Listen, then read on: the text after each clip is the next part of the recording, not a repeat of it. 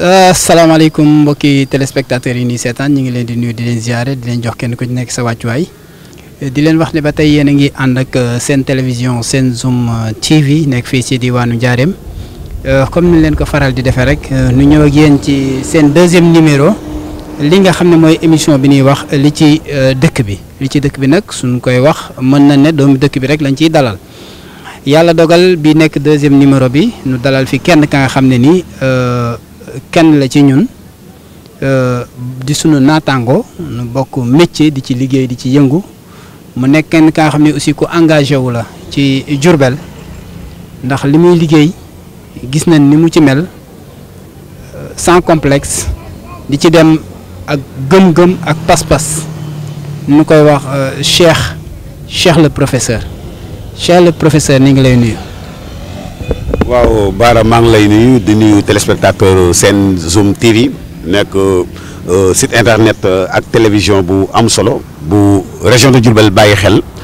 di nuyu téléspectateur yëpp di nuyu képp koo xam ne daal yaa ngi nekk si région de Diourbel di nuyu kilifa diine yi ak kilifa aada yi di si jiital Serigne Mountakha Bachirou Mbacké xalifa général kulu murid di ko ñaanal Mbacké mu yàgg fi loolu tànd ak wér di ziare bu baax a baax Serigne Babacar Sy Mansour xalifa général des Tidianes waaye di ziare njiitu jàngu bi Monseigneur Benjamin Ndiaye di wax Sénégal dafa baaxoo dialogue islamo-chrétien di ziare bu baax ak nuyu le chef de l'exécutif régional nga xam ne mi ngi nii suñu ginnaaw di monsieur le gouverneur monsieur Pape Gorgui Mbaye di nuyu le préfet du département bi nga xam ne ñoo ngi si nii si biir këram di nuyu le président du conseil départemental ak le premier magistrat de la ville de Diourbel mais di nuyu administration bi yëpp ak képp koo xam ne rek yaa ngi safoo ak bëggee la télévision Sen TV di Sen Zoom TV autant pour moi maa ngi lay jaajëfal bu baax vraiment ce deuxième numéro nga porté à ma modeste personne ce soir pour ñu def émission bi nga xam ne mi ngi tudd lu si dëkk bi. jërëjëf Cheikh Tidiane ci présentation bi vraiment ak nuyoo bi tas na wërngël këpp njaareem kon ci dëkk bi Cheikh Tidiane choix bi nu porté ci yow du hasard parce que lu ci bari dañuy toog ak waa dëkk bi di ci waxtaan ak ñoom mais du ñu ñooy choisir mais waa dëkk bi léeg-léeg ñu ñoo naan ki diw si ngeen ko invité woon est-ce que du baax. parce que aussi noonu la ñuy dundee demoon ak suñu xalaat ñun kese parce que dëkk bi télévision bi ñoo ko bokk ak waa dëkk bi yëpp kon dañ koy partagé wu. Cheikh Tidiane question bi gars yi gën a bëgg a xam parce que ñi ma jokkool di waxtaan lépp li ñu njëkk a wax nee nañ daal Cheikh Tidiane professeur bi daal lan bëgg a xam lan moo ko andi professeur boobu balaa daraa xew wax nu lan moo andi professeur. waaw merci beaucoup merci Bara professeur bi nag lu ma dab la je suis pas un professeur agrégé. mais sama mbokk journaliste yi ñoom ñoo ma koy tuddee ñoom ñoo ma ko tuddee parce que nee nañ yow rubrique reportage yi ngay def suñ la séentoo fii nga dem fële parce que lu leen gën a yéem mooy publication yi nga xam ne ñoo ngi koy def parce que ñun bàyyi nu météo bàyyi nu les pharmacies de garde bàyyi nu dara bàyyi nu sax moment bi sax Bara ñoo ngi si tool yi xool dugg gi fu mu toll gerte gi fu mu toll vraiment amul dara loo xam ne benn aspect boo xam ne penc mi dañ koy soxla. duñ leen ko defal benn jour sama doyen Babacar Sall xam nga ko Babacar Sall mu ne ma vraiment neexul ba neexul mais tu es un professeur loolu moo indi Cheikh le professeur soo xoolee sama moto bi sax moom moo si nekk logo yi may sol yëpp loolu moo si nekk déjà samay soxna sax laa la wax samay soxna sax duñ jaar sama tur le professeur lan may wax kon mu nekk loo xam ne du tuddee ma ko sama bopp je suis pas un professeur agrégé du ma professeur boo xam ne professeur anglais wala kuy jàngale mais sama naataango nekk koo xam ne aussi jaar naa si loxoom muy Babacar Sall parce que def naa 2 ans 6 mois à la rajo Moubarak FM ba présentement nii maa ngi si télé bi Moubarak TV te man maa fay def émission politique tur yi daal foofu la jógee vraiment mais ku ko gën a valoriser gën ko yóbbu mooy Mor Sène Baol Time waaw moom moo ko gën a yóbbu ak seen bu bemes parce que ñoom vraiment lu ñu wax ne vraiment neexul ba neexul mais domaine bi nga nekkee tu es un professeur loolu moo indi Cheikh le professeur bi. merci beaucoup domaine bi nga nekk tu es un professeur di ciy jaaral di nuyu ñi nga xam ne peut-être jot ngeen leen fee tudd muy lu mel ni Babacar Sall Mor Sène ak Sène aussi sunu frère ñu ngi koy ziare bu baax aussi en même temps di ko nuyu di ko wax jaajëf Cheikh nu dugg foofu rek parce que déjà comme ni nga ko waxee fi ñu la féetalee muy ci wàllu média tey fa la ñuy dugg Cheikh li ci dëkk bi ci média maanaam soo ñu ko doon tënkal yow yan jafe-jafe nga gis ne moo nekk ci wàllu média bi. bari na man moom ku ma invité émission sans détour lay def parce que man moom dama si duut baaram métti na média local bi fii au niveau de la région de Diourbel de manière générale mais en particulier la commune de Diourbel man naa ne organisation soo koy wax si wàllu média da ngay dem Touba te neexul ba neexul mais région de Diourbel commune bi moo jur Touba neexul ba neexul Touba dañu organiser presse bu fa nekk amul sisante amul buuxante ñoom ñëpp benn nañ ñoo bokk ndey ñoo bokk bàyyi lu waay yëg dafa ñoom suñ ñëwee fii sax ñooy diriger commune bu Diourbel parce que karaag yi ak ñu ni tuddee ponkal yi fii lañ ne ñu ni tuddee les voilà ñoom fii lañ nekk Malick Sy ñëpp xam nañ ko man damay cité de yaa ma invité ah Adama Ndiaye nit ñi xam nañ ko Thierno Ahmed Diong nit ñi xam nañ ko Gomis nit ñi xam nañ ko te ñëpp xam nañ seen xarañ ak seen yàgg si wàllu média mais neexul ba neexul danoo yaatalut parce que fii dafa am séddale bi bukki bi njuur bi samba bi ko ndeyam dee bi teg naa sama loxo dafa am clan bi nag am fu ñuy fréquenté parce que ñu bëri Baol Times nañu fréquenté te am na loo xam ne suñ ko yëgee ñun ñu tuddee les jeunes reporters duñ ko yëgal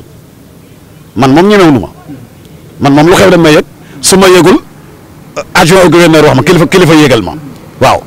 parce que xam nañ suñu compétence ci wàllu métier bi mais problème bi mooy fii turu média rek moo fi nekk baara turu média moo fi nekk ku si nekk nag da nga am organe de presse booy représenté ku si nekk am nga sa yëfu bopp Bara Sène kan moo ko mën a génne si presse bu Diourbel kan moo ko mën a génne site internet la yor télévision locale la yor comme tout le monde lan moo tax tey jii su dara xewee ñu woo Baol Times duñ woo Senzoom te su ñuy xool site internet yu ëpp doole Baol Times ngay wax ak Senzoom te Senzoom il est international du lu ma toogee yow tax man dëgg laay wax du lu ma toogee yow wala du lu ma invité nous sommes en plein ville parce que xam nga lan war a bàyyi discrimination yi te Diourbel dañoo am maison de presse mais maison de presse boo xam ne kenn moo ko occupé mooy tëjji waaw muy Gomis mooy tëjji maison de presse boo xam ne ñun ñoo ko moom c'est pour tous les journalistes ñu waru koo équipé waru fa def wifi ku bëgg a liggéey tey jii ku jóge Touba wala nga jóge Bambey vraiment wala nga jóge Laañor nekk journaliste nga war a ñëw war a liggéey nga war a dem si maison de presse bi liggéey li ngay liggéey dara du la gêné mais da ngay mujj dem di xool ndax Baol Times am na wifi wala ndax gouvernance am na wifi wala ndax Baol FM am na wifi wala nga ñëw Ndefleng ndax am nga wifi ma dugal la code bi nga liggéey foofu léegi maison de presse bi lan lay jëriñ fii presse bi lu fi nekk da nga ko war a wax ma xaar beneen question. jërëjëf Cheikh dut nga baaraam ci mbir mi waaye li nga wax lépp am na solo tey yaakaar naa ne ñi nga xam ne ñi ngi seetaan kenn ku ci nekk ak sa xel ak sa xalaat fi muy toll ak ni nga koy analyser kii nag mooy Cheikh le professeur wax na leen professeur bi fi mu jógee su ko waxee ñëpp danañ ci mën a ànd ak moom ndax ñun ñi nga xam ne yàlla dogal na ñu bokk ak moom métier mi dañ koy wax fu mu toogewut fu mu nekkut moom ku mu sol t-shirtam une semaine laa la may yow su fekkoon ne sa audience dafa nekkoon ci 1000 yaa ngi ci 3000 ku mu sol t-shirtam bu fekkee ne nit ñi xamuñu la woon nit ñi daan la xam ku mu sol t-shirtam dana ko bëgg dana wane pas-pas bi mu ciy àndal ba fépp fa nga xam ne nii complexe sax moo fay di bañ a yóbbu nit ki moom dana fa dem ba àgg fa parce que complexe wul li mu yor moo valoriser li mu yor kon Cheikh loolu dana la koy nangul. ba tey ñu ñëw ci suñu deuxième question tey moom yaay leeral lépp li fi lënd moom yaa koy leeral léegi Cheikh ci problème mu média local ba léegi la ñuy wax rajo yi fi nekk bariwul ñu gis ne chaque jour pour nga dugg fa pour nga accéder fa léeg-léeg da ngay ñëw doo am benn expérience ñëw accéder ni jox la micro nga dem léeg-léeg ñu gis ña nga xam ne nii am nañ compétence bi. war na noo war a mën a génne ak moyen de bord yi ñu am jéem cee jox ñooñu pour que déjà ñun ñu mën a am des rajo ya nga xam ne nii dana méngóog rajo nu koy wax ak animateurs yi ak journalistes ya fay nekk mais léeg-léeg da ngay dugg ci benn rajo ba nga xam ne nii man mosuma téye micro sax mais damay ñëw parce que xam nañ na ci dëkk bi rek ni jox ma micro ni ñuy invité nit ñi loolu yow lan nga ci xalaat yow. merci Bara laal nga fu am solo sax point bu sensible cacophonie bu nekk si rajo yi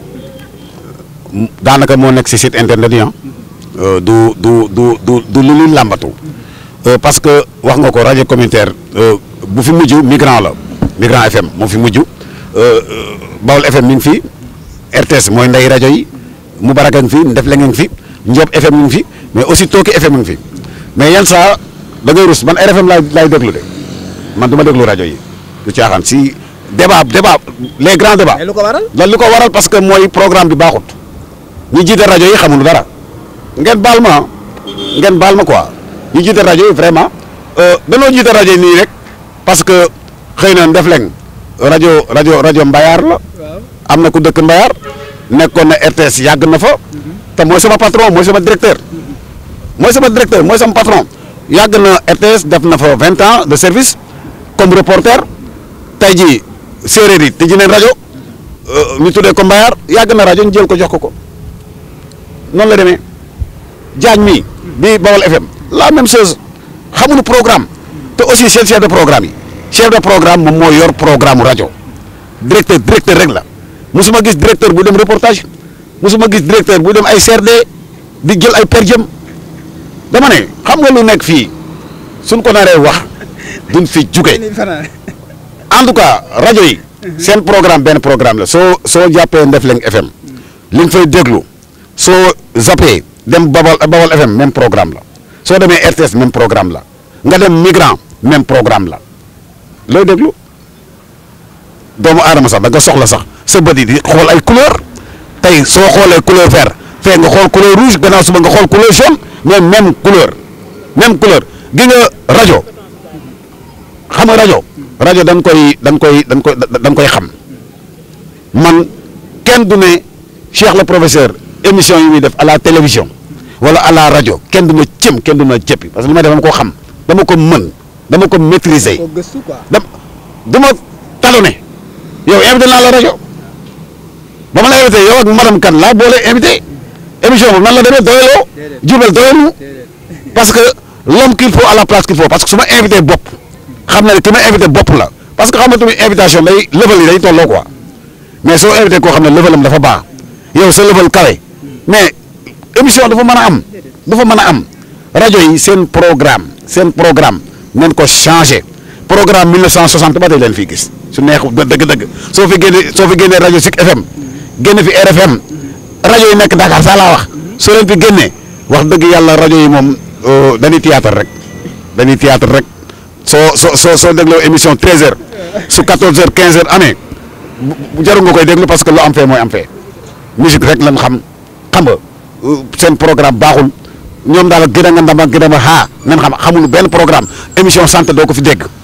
émission culture ban rajo nga ko fi dégg te culture compétence transférée culture moom mooy doxal dëkk émission tourisme doo ko fi dégg ñaar moo mën a doxal dëkk muy culture ak tourisme économique loolu su amul dëkk du dem mais rajo boo gis programme bu ñu si ëpp musique la folklore la débat politique soo ko déggee rajo Ndefleng maa ko fay def émission xam sa wareef comme genre émission bi ngay def nga xam ne day toucher vraiment communauté bi day toucher population bi da leen amal njariñ Ndefleng la maa ko fa andi émission lamb bu gën a riche bu ñu gën a déglu si région de Diourbel maa ko fiy def te émission lamb daf may jaral Gambie su amee lamb sax man damay dem ak samay propre moyen de bord kenn du ma jox dërëm rajo Ndefleng FM et je le dis ici sur votre antenne du ma jox dërëm lamb su amee lamb bu gën a rëy Dakar arène nationale Diourbel ba mu nekk maa fay dem ci presse bi du kenn assemblée nationale lu xew damay dem chaque premier lundi levée des couleurs au palais de la République damay dem man maay presse nationale. presse nationale li nga wax kenn du ko dindi li ma leen waxoon rek moom la ñëw firndeelaat comme soo sa t-shirt une semaine 2 semaines da nga àgg foo àggul woon loolu nag du dara Pastef ak pas-pas boo ci am ak rigueur bi nga ciy demee ak bëgg gi parce que loo bëggul rek du la jaral yenn yi mais yow soo jógee fii di dem Gambie est-ce que leer na la yow dana la delloo sa transport mais da nga dem parce que da nga ko bëgg da nga ko gëm sooy dem Dakar da leer na daan la delloo sa transport da nga koo bëgg da nga koo gëm te pourtant ñi ngay liggéeyal mën nañ laa bañ a jox sa transport. mosu ma ko jox. léegi loolu lépp nga def ko kon dañuy wane ne kon professeur yi ngay wax ñu koy bañ nag yaa xam mais man de nangul naa la ko man moom bañalu ma la ko quoi léegi Cheikh Tidiane ñu ñëw ci sunu 3e question xam naa émission bi moom ni ñu ko bëggee woon sax amee wuñu ko ni parce que dañoo bëggoon jël temps bu gudd ba nga gën cee mën a yaata parce que dama lay dagg léeg-léeg ma lay kobas ak lu nekk mu ngi ci biir Cheikh li ma doon wax jamono yële ñu bari di ci andi ay kàddu te Cheikh du journaliste Cheikh reporter la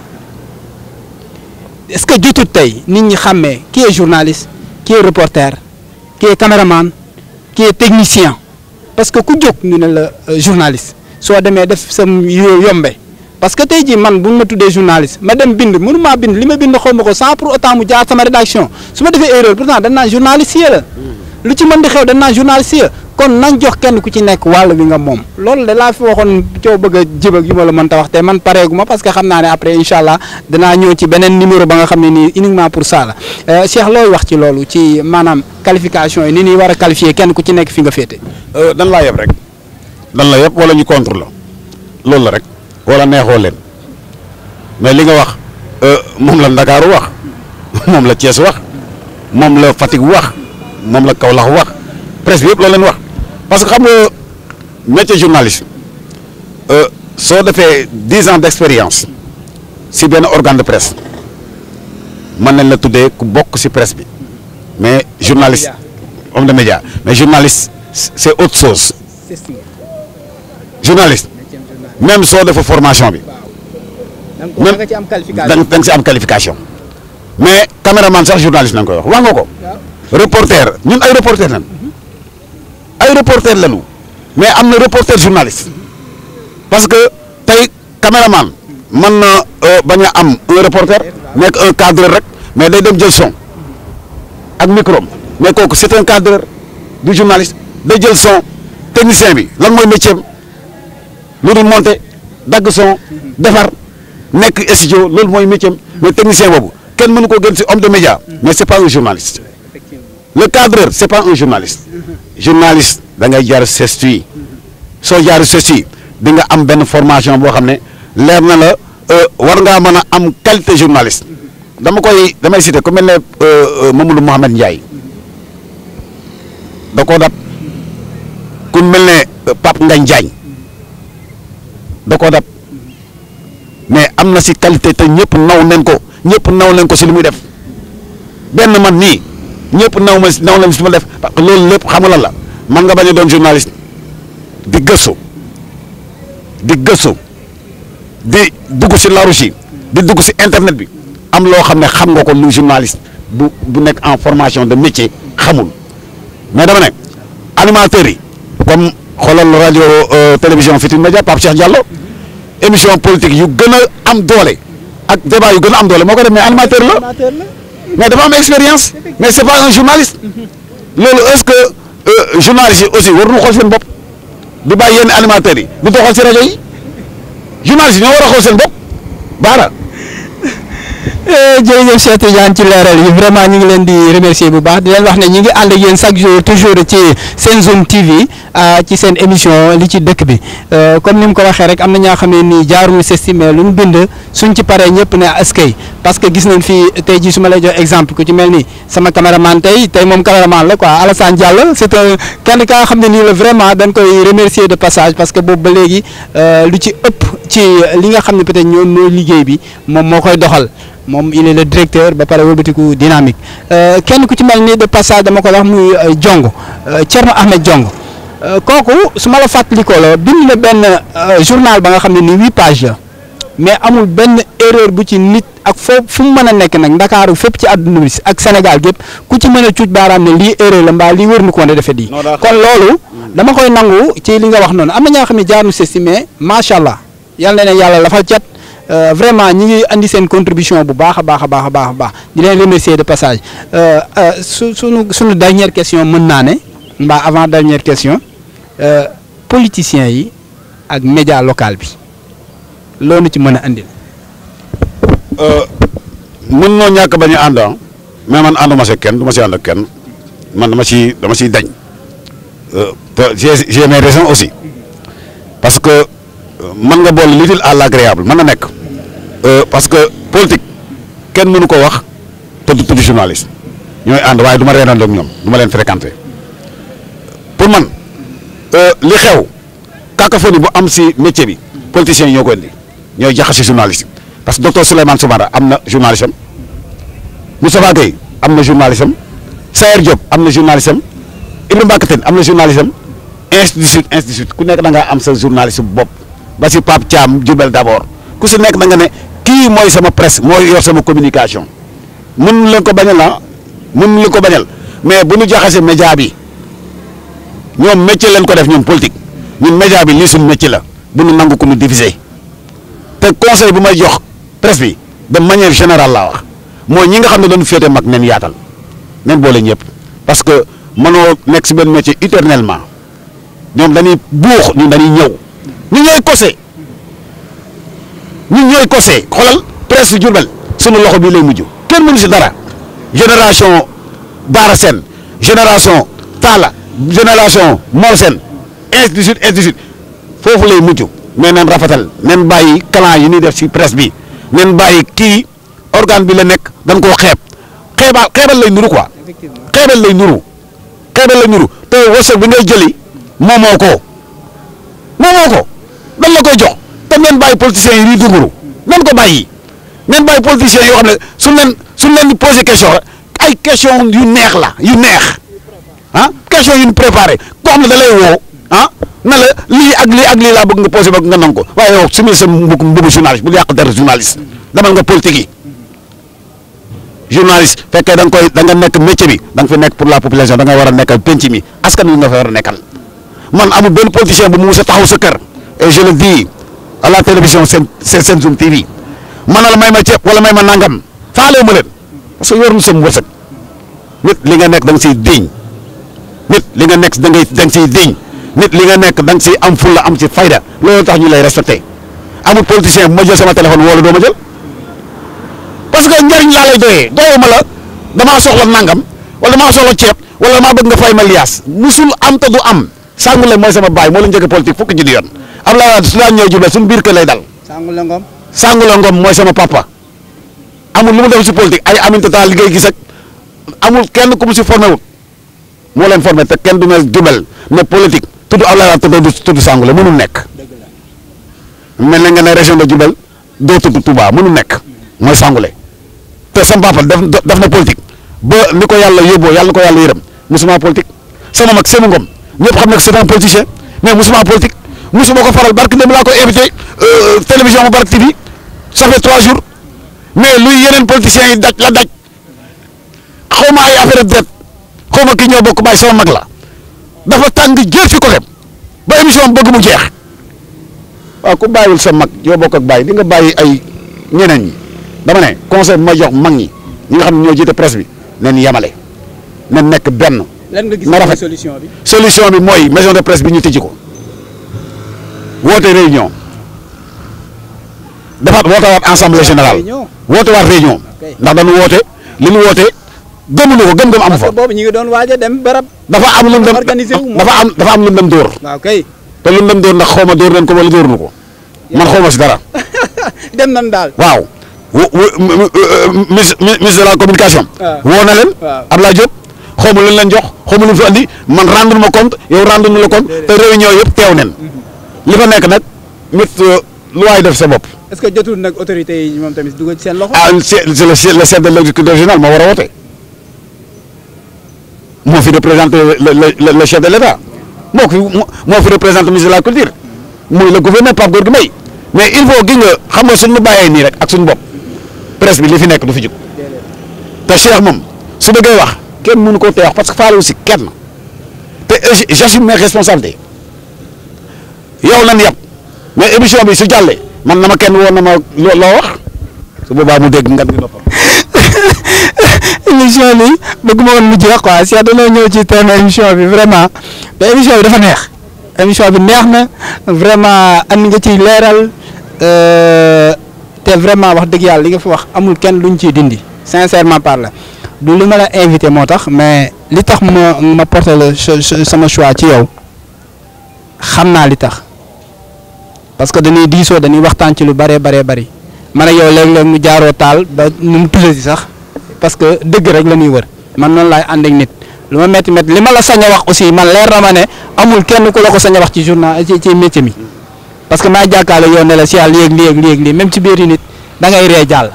kon loolu cër la boo ma jox te vraiment dama koy rafetlu di la jaajëfal di wax ne question yi bari na li ñu war na laaj yëpp bari na mais Cheikh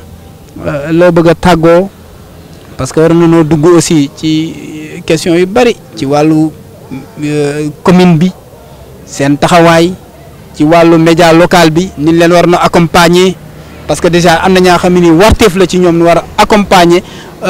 ñi nga xam ne ñooy ay moyennes et petites et moyennes entreprises yi parce que ñooñu ñooy lépp parce que déjà bu fekkee gungewul leen doon di jéggaani loolu aussi dafa doy waar danañ defaat benn émission parce que déjà war na wax ci ñi muy jéggaanee di dem di jóge di jëli ay média Dakar war a dooleel sa dëkk di dooleel ñeneen quoi xeeb sa bopp la te bari na fi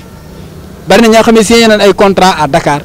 ak ay média bàyyi seen média dëkk te pourtant le peu que ñu leen di jox dana yokk seen doole te su urgence amee fii la ñuy woote ne jëlal leen nu image bi ngeen yónnee nu ko Dakar te matériel yi ñu koy jëlee moom lañ yor te ñoom moom la ñuy dawale fële moom la ñuy liggéeyee fële donc yooyu yëpp ay problème la Cheikh looy tàggatoo ak askan wi. xanaa rek di la gërëmaat Bara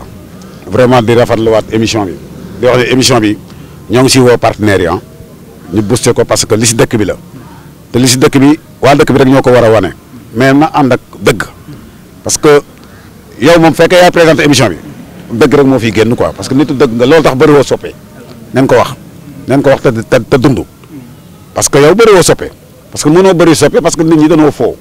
waaw kuy wax dëgg moom duñ ko bëgg mukk maa ngi lay souhaiter bonne continuation tànk bi fi nga teg sa tànk bu ko teggi parce que yàlla dëgg la bëgg te dëgg nag mooy njëkk mooy mujj dëgg kàddu yàlla la su touché nit mais bul xool lu neex kenn xoolal lu neex penc mi xoolal lu neex askan wi xoolal lu neex ñoo xam ne xam nañ dëgg mais soo xool ñoo xam ne dëgg arrangé leen nga leen di raay vraiment ce chemin li nga tracé ce chemin kenn dootu la naw ndax dëgg ngay ànd ak yëpp loo bëgg a wax nit ki yow it da nga ko koy wax seetoo si Jean seetoo si Paul waaw Bara dafa tàng Bara daa gaaw a xeex ba dëgg la rek du leneen kon foofu tànk yooyu nga teg goo teg si tànk beneen bi mooy di wax ne politiciens yi nen wàññi xam na ne feebar bi mi ngi fi ñoom ñooy wax problème Covid 19 ñoom ñooy génn di communiquer tey ñooy dajale si préfecture bi te fii doo fa gis distanciation physique doo fa gis ku takk masque doo fa gis dara te tey police su leen rombee du leen ramasse ndax lan ay affaire élection yi la bu nu fontoo nit ñi nañu yemal leen yëpp tey ñoo ngi nii tëj làmb ji tëj salle de spectacle yi si wàllu culture politiciens yaa ngi dajaloo fii bu nu fontoo dañuy mën a aay lépp wala ñu bàyyi lépp et je le dis au gouverneur ak préfet bi nga xam ne mi ngi jàkkaarloog ñoom di leen xool chaque jour mënuñu di aay Thierno Bodi di am fii ay spectacle politiciens yi di dajaloo fii di bind affaire élection ñoom ñëpp ay nit neen yamale neen boole tëj wala ñu boole tijji loolu moo mën a nekk beneen mooy sama mbokk journaliste yi neen yaatal seen xol yi xam ne ku nekk sa wërsëg nga mën a lekk. Jurbel bariwul. ma ne ku nekk sa wërsëg nga mën a lekk. wërsëgu jàmm bi doomu aadama mënu ko xañ moromam man Cheikh sama wërsëg Bara mënu ma ko xañ suba lu ma war a am lu ko yàlla lu mu programme si man jàllo mii mënu ma ko xañ keneen ak keneen mënu ma ko xañ neen bëggante soppante wóoluwante tey waxante dëgg te ànd rek te yàlla tax te ku si nekk nag daa am organe boo nekk organe boobu tey jii Bara nekkoon na si leneen Bara tey am na yëfu boppam seen zoom Bara la tudd sant seen kenn mënu si dara mais damay ñaan autorité yi li nga wax léegi si wàllu média bi yi nga xam ne dañuy am beneen cellule de communication jëlee ko si beneen région te suñu ñëwee région de Diourbel ñoom ñooy doxal per diem ñoo ko joxe bëri nag ñu ko fi def mën naa tudd ay tur duut ay baaraam mais nag xoolal dañ koy biisaat ma tudd tur joxoñ waaw non dañ koy biisaat ma tudd tur joxoñ nen bàyyi loolu nen respecté presse locale bi gars yi fu ñu jàngee fa lañ jàngee te bawol nag kenn gënu koo yeewu bawol kenn gënu koo yeewu te danoo gëm seen bopp nen bàyyi yooyu te di wax ne vraiment élection yi di ñëw yàlla na si yàlla def jàmm ku war a gañe yàlla xam na ko programmé na ko bu yàgg te duñ dugg si benn parti politique parce que suñu yoon newut si ñoom mais dama ne dajaloo bi ñuy dajaloo fii te ñu ne feebar baa ngi fi chaque jour la directrice de la prévention Ndeye Marie Xemes joxe point du jour ah wax dëgg yàlla mbëri bëreetunu culture bi yëngatut politiciens yi di dajaloo fii loolu mën naa nekk mën naa ñàkk de neen aaye lépp wala ñu bàyyi lépp asalaamaaleykum wa rahmatullah. jërëjëf Cheikh Tidiane ñu ngi lay ziare di la masaw coono gi ndax xam nañ ne sa yitte aussi bari na ndax tey normalement waroon ngaa génn dem ñu téye la nga toog ngir lan émission bi pour satisfaire population bi parce que déjà xam nga ne ci population bi la jëm su fekkoon ne ci man la jëm sax mën nga maa gàntal waaye ba nga xamee ne ci population bi ko tax a jóg da nga ne lépp la nga xam ne population bi ko tax a jóg du ma ci tànqam lu dara te dana ma jaral bàyyi sama lépp kon loolu dañ la ciy jaajëfal di la ñaanal yàlla it aussi fi nga bëgg a àgg yaa ko xam yàlla na suñu borom defal lu kawe sa njort respect ak cër bi nga jox nit ñi yàlla na yokk yàlla na ñi nga ko jox ñu xam ko ba mën koo téye ba duñ ko ñàkk comme li nga wax nag moom laay desiwaat rek ñi nga xam ne ñoo war a jàpp ci liggéey bi ñi ngi leen ciy xaar saa su nekk comme ni nga ko waxee nekkuñu kuy dem di tàllal loxo kenn ndax lii nu yore ko su néew muy néew ko bari amul kenn ku am sañ-sañu taxaw ne lii maa ko jëndal Senzoom loolu dañ ciy santaat yàlla comme ni nga ko waxee mais teewul nag ñu ngi ciy xaar population bi yëpp képp ka nga xam ne nii bëgg nga nu jàllale sa produit bëgg ngaa accompagner émission bi sincèrement ñi ngi la ciy xaar numéro yaa ngi noonu di jàll nga woote ci. képp ka nga xam ne nii je le dis aussi ah. je le dis ici incha allah rabi émission bi dina am partenaire dans une semaine ci kàttanu yàlla c'est le professeur qui parle dana am partenaire dans une semaine. ci kàttanu yàlla dama koy wax sax établissement Bese Frères ci kàttanu yàlla dana accompagner émission bi du yàgg. jërëjëf kon yéen a ko déggandoo lii mooy wane ne dëkk bi rek a ko ñor ndax am na fu mu ko mënoon a yóbbu am na fu mu ko mënoon a féetale mais defu ko. def ne Senzoom te directeur baa ngi nii toog Alassane Diallo di ko dégg te Cheikh xaw ma lan de mais su ne laa dinaa dee moom bu yóbbu nga dagg càngaay tegal ko ci waaw allah kulli yàllin yal na yàlla motali sa yéene yal na yàlla motali sa yéene ci li nga bëgg su fa yemoon sax mu neex wala alhazim billaahi yéene ak xol bu sedd bi nga ko doon waxee rek doy na sëkk Senzoom kon waa Senzoom amel na la njukkal di la sant di la gërëmaat une fois de plus ñu wax leen ne ñu ngi leen di wax dig daje beneen émission nag te moom mi bàyyeeguñ ko parce que dañuy bëgg sax suñ demee bay dalal kenn moom su fekkee ne yàlla dogal na temps bi may ko day ñëw toogandoo ak ñun defandoo ak ñun émission bi parce que daf cee bokk Cheikh du gan te dafa bokk ci Senzoom TV comme ñi ngi leen koy wax rek képp kaa xam ne bëgg ngaa participer ci émission bi Cheikh na nga woote ci numéro yii di jàll soo woowee dëkk bi dong ñor la ngay wax ci dëkk bi soo ñëwee daan la dalal incha allahu rabbi jaajëf kon ñu ngi leen di jox dig daje beneen yoon incha allah Cheikh jaajëf.